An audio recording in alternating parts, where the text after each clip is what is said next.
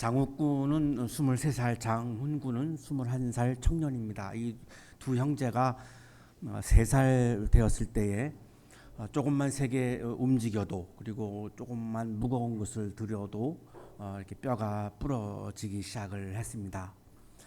그동안 뼈가 부러진 것만 100번이 넘을 정도였으니 이 뒷바라지를 하는 부모님들도 무척 힘들었고 본인들도 너무 아프고 고통스러웠습니다.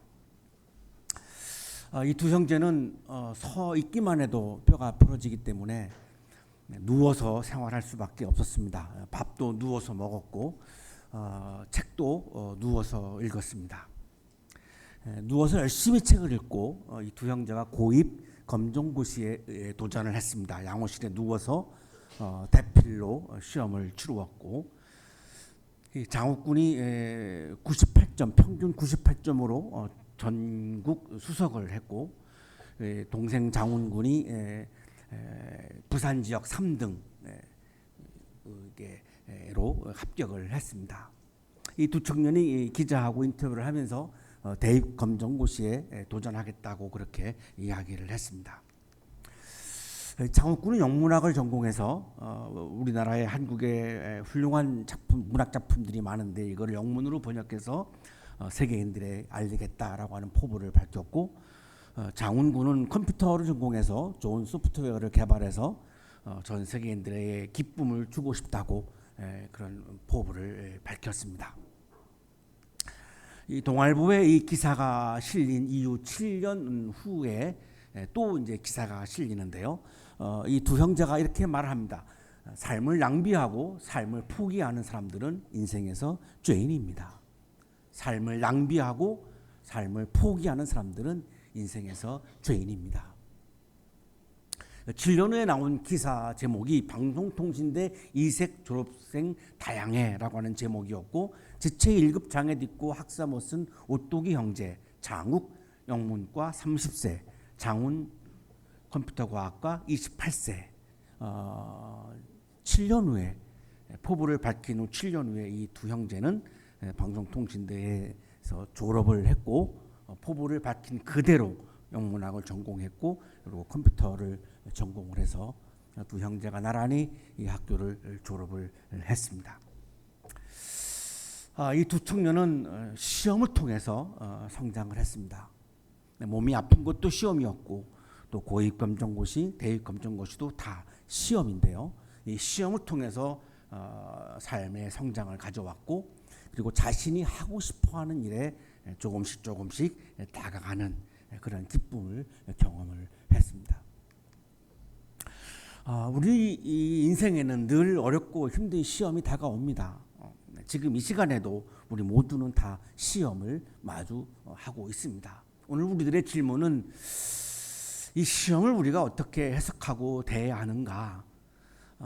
하나님, 내가 신앙인이고 내가 하나님 잘 믿는데 왜 시험이 오죠? 이렇게 불평하고 원망하면서 나에게는 시험이 오면 안 된다라고 하는 그런 생각을 가지며 살고 있는가?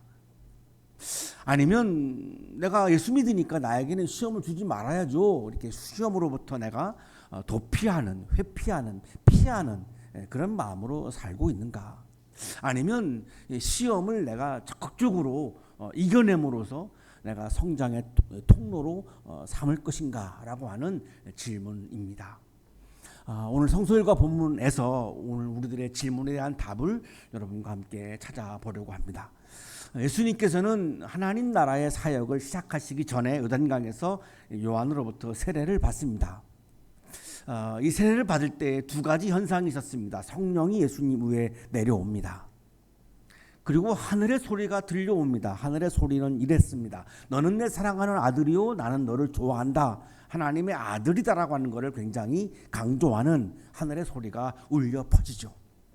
그리고 성령이 내려와서 예수님이 성령 충만해집니다. 그동안은 나를 위한 숨을 쉬다가 이제는 예수님이 하나님을 위한 성령의 숨을 쉬는 역량을 갖추었으니 이제 너는 하나님의 아들이다. 그러니 하나님의 아들로서 너의 꿈을 이루는 일이 아니라 하나님의 꿈, 하나님 나라가 완성되어지는 그 하나님의 꿈을 이루는 사역을 하거라라고 하는 제의적 인준으로 그렇게 볼 수 있습니다. 그리고 나서 예수님 그 성령이 이제 충만해졌습니다. 그리고 단강에서 돌아오셨고 성령에 이끌려서 성령이 충만하니까 성령의 인도하심을 받게 되죠. 그래서 성령의 이끌림을 받아서 광야로 가십니다. 우리가 주목해야 하는 것은 마귀의 꼬임에 의해서 광야로 간 게 아니고 또 본인의 의지에 의해서 간 게 아니고 성령의 이끌림에 의해서 예수님은 지금 광야로 가신 거죠. 그리고 광야에 가서 40일 동안 악마에게 시험을 받으십니다. 이 악마라고 하는 말은 그리스어 디아블로스를 옮긴 말입니다. 히브리어로는 사탄이라고 부르고 영어로는 데블이라고 이렇게 부르고 개역개정 성서는 마귀라고 부릅니다. 다 같은 의미인데 대적자라고 하는 뜻입니다. 하나님의 나라를 대적하고 하나님의 나라를 반대하는 것을 악마라고 부르는 것입니다. 이 시험을 받게 한 것은 하나님의 나라를 대적하고 반대하고 저항하는 이런 악마에 의해서 광야로 간 것이 아니고 성령에 의해서 예수님은 지금 광야로 갔습니다. 시험하다라고 하는 말은 페이라도라고 하는 그리스어를 옮긴 말인데 시험하다라고 하는 뜻도 있고 테스트, 유혹하다, 템프테이션이라고 하는 뜻도 있습니다. 자, 오늘 본문에서 가장 우리에게 중요한 것 중에 하나가 이거를 테스트로 번역할 것이냐 템프테이션으로 번역할 것이냐 이것에 따라서 오늘의 본문의 의미는 너무 달라집니다. 굉장히 중요한 부분입니다. 이거를 유혹하다라고 해석하면 마귀가 주체가 됩니다. 마귀가 유혹하는 거죠. 시험하다로 해석하면 하나님이 주체가 됩니다. 하나님이 테스트하는 겁니다. 유대교 전통에 보면은 시험이 아주 중요한 그런 부분으로 등장을 하는데 이 사람이 의인인가 정말로 믿음의 사람인가를 검증할 때에 시험을 통해서 검증합니다. 우리 잘 알고 있습니다만 아브라함에게는 아들을 제물로 바치는 시험을 아브라함이 통과합니다. 그래서 믿음의 족장이 되죠. 욥도 모든 재산과 자녀들을 다 잃어버리는 시험을 치릅니다. 그 시험을 통과합니다. 그래서 굉장한 믿음의 사람으로 존경을 받는 지혜로운 사람으로 지혜의 사람으로 이렇게 존경을 받습니다. 이 시험을 통과한 거죠. 예수님의 시험은 데럴벅이라고 하는 성서 주석가는 예수님의 시험은 이 유대교 전통에 따라서 의인인가를 시험한 테스트다라고 주장을 합니다. 테스트로 보아야 한다는 거죠. 의인이 확인되어야 하나님 나라의 사역을 하나님은 예수님에게 맡길 수 있다는 겁니다. 능력이 검증이 안 된 사람에게 일을 맡길 수는 없는 거죠. 의술이 검증이 안 된 의사에게 의사의 일을 맡길 수 없습니다. 그건 생명을 살리는 것이 아니라 생명을 죽일 테니까요. 그래서 반드시 이 일을 하기 전에는 테스트를 거쳐야 한다는 거죠. 우리 성가대원들은 오디션 보고 이렇게 하신 거죠.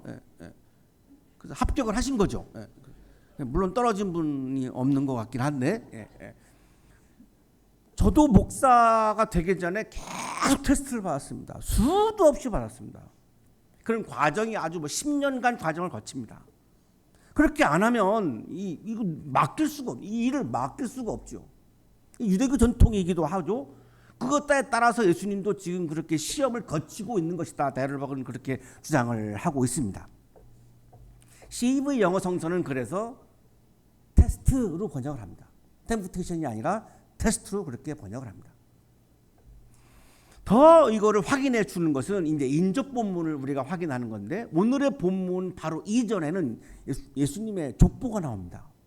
예수님의 족보의 맨 마지막에 하나님의 아들이라고 하는 단어가 나옵니다. 예수님은 하나님의 아들이라고 하는 족보를 가지고 태어났다라고 하는 걸 강조하는 거죠. 그리고 오늘의 본문 다음 본문은 예수님의 첫 사역이 나옵니다. 그리고 첫 설교가 이어지죠. 자, 그러면 이 문맥을 따라서 이 본문을 우리가 읽어보면 예수님은 하나님의 아들로 이 땅에 오신 거죠. 족보를 보면. 그러면 하나님의 아들인지 아닌지 테스트를 해봐야죠. 그래서 시험을 한 거죠. 시험을 이제 예수님이 이제 이걸 이겨냅니다. 검증이 된 거죠. 그래서 첫 사역, 첫 설교를 하는 거죠. 자, 문맥을 보아도 템프테이션보다는 테스트가 맞습니다. 하나님이 시험을 한 거죠. 예수님께서는 아무것도 잡수시지 않은 상태였습니다. 매우 시장하셨습니다. 그렇게 40일 동안 광야에 계셨죠. 이 악마가 이제 예수님께 말합니다. 내가 하나님의 아들이거든 이 돌더러 빵이 되라고 말해 보아라. 시험이 시작되고 있는 거죠. 테스트가 시작되고 있는 거죠. 첫 번째 테스트가 먹는 것에 대한 테스트입니다. 돌을 빵이 되게 해봐라. 먹는 거죠. 세상은 먹는 것을 가지고 싸우기도 하고 투쟁하기도 하고 전쟁을까지도 합니다. 전쟁을 왜 하죠? 결국은 먹는 거 갖고 싸우는 겁니다. 먹는 거를 많이 가지려고 하는 거죠. 그래서 싸우는 겁니다. 전쟁까지 하는 겁니다. 먹는 거를 많이 가지려면 땅이 넓어야 되니까 땅 싸움을 하는 거죠. 땅 뺏기 싸움을 하는 거죠. 그게 전쟁이죠. 그러나 하나님의 나라는 먹는 것을 강제로 빼앗고 움켜쥐는 나라가 아닙니다. 자발적으로 나누는 나라입니다. 하나님의 나라는 먹는 거를 강제로 빼앗는 게 아닙니다. 물리적으로 빼앗는 것도 아니고 세금이라고 하는 제도를 통해서 빼앗는 것도 아니고 오로지 자발적으로 나누는 나라입니다. 이 시험을 통과해야만 하나님 나라를 위한 사역을, 하나님 나라를 위한 일을 할 수 있는 겁니다. 이 시험을 통과하지 못하면 결국은 먹는 것에 대한 욕심 때문에 하나님 나라를 추구할 수가 없습니다. 따라서 하나님 나라를 위한 일을 할 수가 없습니다. 하나님의 일을 할 수가 없습니다.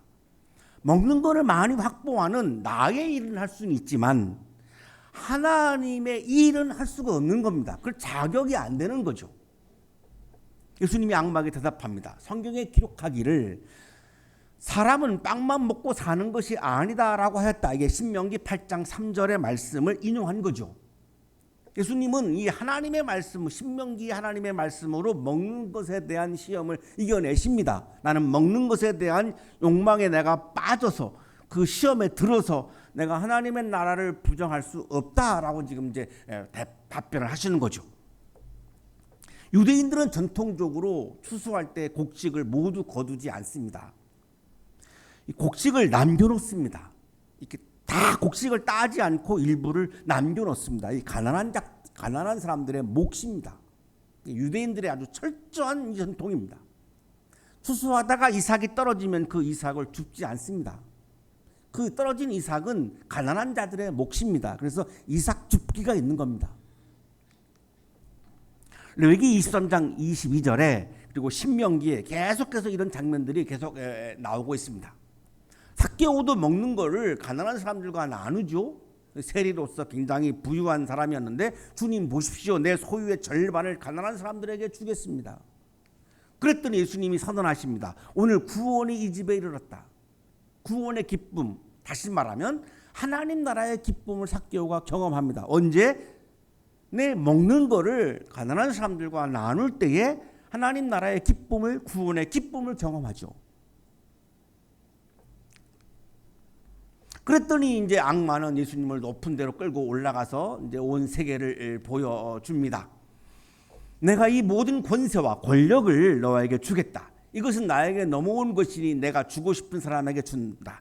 거짓말. 언제 모든 세상의 권력을 악마에게 주었습니까? 그런 적이 없습니다. 하나님의 모든 주권은 하나님에게 있지 악마에게 준 적이 없는데 거짓말입니다. 악마가 아주 즐기는 게 거짓말이죠. 그러므로 내가 내 앞에 엎드려 절하면 이 모든 것을 너에게 주겠다. 나를 경배하라. 나를 예배하라. 그러면 내가 모든 세상 권력을 주겠다. 세상은 권력을 찾기 위해서 모든 수단을 동원합니다. 인생의 목표 자체가 권력을 얻는 것일 사람들도 있습니다. 경쟁자를 해치기까지 합니다. 페어플레이 하는 것이 아니라 경쟁자를 해치고 반칙을 하면서까지 권력을 얻으려고 합니다. 이게 세상이죠. 그러나 하나님의 나라는 내가 권력을 얻기 위해서 타자를 해치는 나라가 아닙니다. 나도 행복해야 된다면 너도 행복해야 돼. 이런 나라입니다. 내가 중요하면 너도 중요해. 내가 사랑받아야 한다면 너도 사랑받아야 돼. 이런 나라입니다. 내가 행복을 추구한다면 너도 행복을 추구해야지. 이런 나라죠. 이 시험을 통과해야 하나님 나라를 위한 사역을 할 수 있죠. 내가 권력을 얻기 위해서 타자를 해쳐도 된다라고 생각한다면 나의 나라를 추구할 수는 있지만 하나님의 나라는 추구할 수가 없습니다. 하나님 나라를 위한 일을 할 수가 없습니다. 하나님의 일을 할 수가 없습니다. 나의 일을 할 뿐입니다. 예수님이 악마에게 대답합니다. 성경에 기록하기를 주 너희 하나님께 경배하고 그분만을 섬겨라. 신명기 6장 13절의 말씀을 인용하시죠. 이 하나님의 말씀으로 예수님은 권력에 대한 시험을 이겨내십니다. 아리스토텔레스는 니코마스 윤리학에서 정치의 목적에 대해서 말합니다. 정치의 목적은 사람을 행복하게 하는 것이다. 인용하겠습니다. 정치학이 최고의 목표로 삼는 것은 무엇인가? 명목상으로는 대체로 누구나 같은 답을 내린다. 즉 일반 사람들도 교양 있는 사람들도 다 같이 그것은 행복이라고 말하며 정치의 목적은 일반인들도 공부를 한 사람들도 모두가 다 시민들을 행복하게 하기 위한 것이라고 말한다. 이렇게 말합니다. 우리나라에서만 정치의 목적은 권력을 획득하는 것이라고 상식화되어 있습니다. 하지만 그리스의 모든 시민들은 정치의 목적은 시민들을 행복하게 하기 위한 것이다 라고 그렇게 다 알고 있었고 다 그렇게 말했습니다.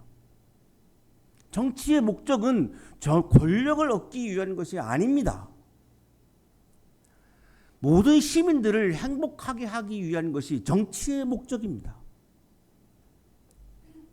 그런데 권력을 얻기 위한 것이 정치의 목적이라면 권력을 얻기 위해서 수단과 방법을 가리지 않게 되죠. 그러면 시민들의 행복을 해치게 되죠. 그런 상황에서는 하나님 나라의 일을 할 수가 없지요.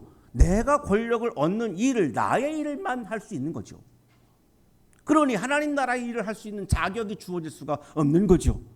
그런데 예수님은 말씀으로 이 시험을 테스트를 이겨내십니다. 이 악마는 예수님을 끌고 예루살렘 성전 꼭대기에 올라갑니다. 내가 하나님의 아들이거든 여기서 뛰어내려 보아라. 성경에 기록하기를. 예수님이 계속해서 말씀을 가지고 시험을 이겨냈더니 이 악마도 드디어 성경을 인용합니다. 말씀을 인용합니다. 참 어처구니 없는 부분입니다. 하나님이 너를 위하여 자기 천사들에게 명해서 너를 지키게 하실 것이다 하였고 또한 그들이 손으로 너를 떠받쳐서 너의 발이 돌에 부딪히지 않게 할 것이다 하였다. 이 악마는 시편 91편 11절 12절의 말씀을 인용해서 지금 예수님을 테스트하고 있는 거죠. 하나님이 너를 사랑하는지 시험해 보아라. 네가 뛰어내릴 때 하나님이 너를 사랑한다면 너를 보호해 줄 거 아니야. 하나님의 사랑에 대한 시험을 하고 있는 겁니다. 세상은 하나님의 사랑을 신뢰하지 않습니다. 이웃의 사랑도 신뢰하지 않습니다. 그래서 혐오와 배제가 일상이 됩니다. 하나님의 사랑을 신뢰하면, 이웃의 사랑을 신뢰하면 혐오와 배제가 팽배한 사회가 이루어질 수 없습니다. 우리 사회가 혐오와 배제가 팽배한 사회가 된 것은 하나님의 사랑을 신뢰하지 않는 겁니다. 이웃의 사랑을 신뢰하지 않는 겁니다. 그거를 지금 시험하고 있는 거죠. 그러나 하나님의 나라는 하나님의 뜻과 말씀과 통치와 사랑을 신뢰하는 나라입니다. 하나님의 뜻과 말씀과 통치와 사랑을 신뢰하지 아니하면 하나님의 나라가 이루어질 수가 없습니다. 하나님의 나라는 하나님의 통치를 신뢰하고 하나님의 사랑을 신뢰하고 하나님의 뜻을 신뢰하는 나라입니다. 이 시험을 통과해야만 하나님 나라를 위한 사역을 할 수 있죠. 타자를 혐오하고 배제하면서 하나님 나라를 위한 일을 어떻게 할 수 있겠습니까? 나를 위한 일만 할 수 있는 것입니다. 예수님이 악마에게 대답합니다. 여전히 계속해서 말씀을 인용하죠. 성경에 기록하기를 주 너희 하나님을 시험하지 말아라 하였다. 신명기 6장 16절 말씀을 인용하십니다. 그래서 예수님께서는 시험을 이기시죠. 말씀으로 이기십니다. 말씀으로부터 힘을 얻으셨고 그 말씀으로부터 주어진 힘으로 하나님이 주신 힘이죠. 그 힘으로 시험을 이겨내십니다. 드디어 예수님은 하나님 나라를 위한 사역을 할 자격이 갖추어집니다. 확인이 됩니다. 하나님 나라를 위한 사역을 할 수 있구나라고 하는 자격이 확인됩니다. 그래서 그 이후에 첫 사역을 갈릴리에 가서 시작하고 그리고 첫 설교를 시작하신 겁니다. 맹자는 12편 고자 하편에서 천강태 임론을 말합니다. 하늘이 어떤 사람에게 큰 임무를 맡길 때에는 그 전에 반드시 역경과 시련을 먼저 주어서 시험한다는 말입니다. 인용하겠습니다. 하늘이 장차 큰 임무를 어떤 사람에게 내리려 할 적에는 반드시 먼저 그의 마음을 괴롭게 하고 그의 근고를 수고롭게 하며 그의 몸을 굶주리게 하고 그의 몸을 궁핍하게 하여 어떤 일을 행함에 그가 하는 일이 뜻대로 되지 않게 하니 이는 그렇게 함으로써 마음을 분발시키고 성질을 참게 하여 그가 할 수 없는 일을 해낼 수 있게 해주려는 것이다. 하늘이 어떤 사람에게 큰 임무를 맡길 때에는 그 사람이 현재 어떤 능력이 갖추어지지 않는 것이 있기 때문에 그 능력을 확대시켜 주기 위해서 그 능력을 더 성장시켜 주기 위해서 그래서 큰 일을 감당할 수 있게 하기 위해서 이렇게 시련과 역경을 하늘이 그 사람에게 준다는 것입니다. 우리에게 찾아오는 이 시험은, 이 시련은, 역경은 내가 못나서 온 것이 아닙니다. 내가 신앙이 부족해서 온 것이 아닙니다. 내가 믿음이 부족해서 온 것이 아닙니다. 하나님이 나를 사랑하지 않기 때문에 온 것이 아닙니다. 나에게 더 큰 일을 맡기려고 오는 것이다. 맹자도 좀 이렇게 표현하고 있는데 역시 성서도 마찬가지죠. 오늘 예수님의 시험 맞는 장면을 보면 하나님 나라의 사역을 하시도록 하기 위해서 큰 역량을 갖추게 하시려고 하나님은 예수님을 시험하고 테스트했던 것입니다. 사랑하는 한양 가족 여러분, 사순절이 시작되었습니다. 예수님의 고난을 묵상하며 나를 성찰하고 회개하는 절기입니다. 예수님께서는 못나서 고난을 받으셨나요? 하나님이 예수님을 미워해서 고난을 받으셨나요? 아니지 않습니까? 예수님에게 온 고난이 본인의 능력과 하나님의 미워하심과 아무런 관련이 없습니다. 예수님은 그 고난을 통해서 부활을 경험합니다. 그 고난은 하나님의 은혜였던 거죠. 40일 동안 광야에서 악마로부터 이 시험을 받으시고 그리고 나서 이 시험을 통해서 하나님 나라의 사역을 시작하십니다. 이 예수님이 받으신 시험이 예수님이 못나서? 하나님이 버려서? 아니지 않습니까? 하나님 나라의 일을 맡기시려고 하나님은 예수님을 시험했던 거죠. 오늘 나에게 와 있는 이 시험이 내가 못나서입니까? 하나님이 나를 사랑하지 않아서입니까? 하나님은 우리를 성장시키시려고 우리에게 하나님 나라의 일을 하는 일을 맡기시려고 여전히 나는 지금도 나만을 위한 일을 하고 있는데 이제는 하나님 나라를 위한 일을 맡기시려고 하나님은 오늘도 우리를 시험을 하시는 겁니다. 이 시험하는 과정에서 나에게 시련도 오고 역경도 오는 거죠. 우리는 오늘도 고난과 아픔과 시험 속에서 살고 있습니다. 그것이 견디기 쉬운 시험도 있지만 정말로 견디기 어려운 시험도 있습니다. 우리 청년들은 그 견디기 어렵고 힘든 시험을 그렇게 많이 경험을 하지는 못했을 겁니다. 우리 여기 있는 어른들은 정말로 수도 없이 견디기 어려운 삶을 포기하고 싶을 정도의 시험을 다 경험하고 지금 여기까지 와 있는 겁니다. 이 시험을 우리는 어떻게 해석하고 있습니까? 내가 못나서? 하나님이 나를 사랑하지 않아서 그래서 원망하고 불평하면서 이 시험을 내가 피하려고 하고 있습니까?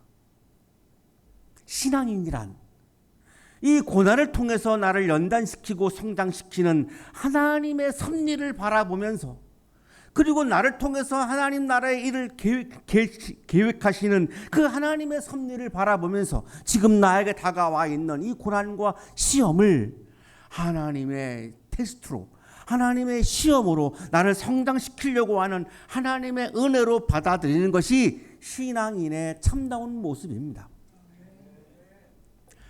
오늘 이 시간 여러분에 와 있는 시험과 시련과 역경이 여러분에게 큰 성장과 하나님 나라의 기쁨을 가져오는 시험이 되시기를 간절히 축원합니다.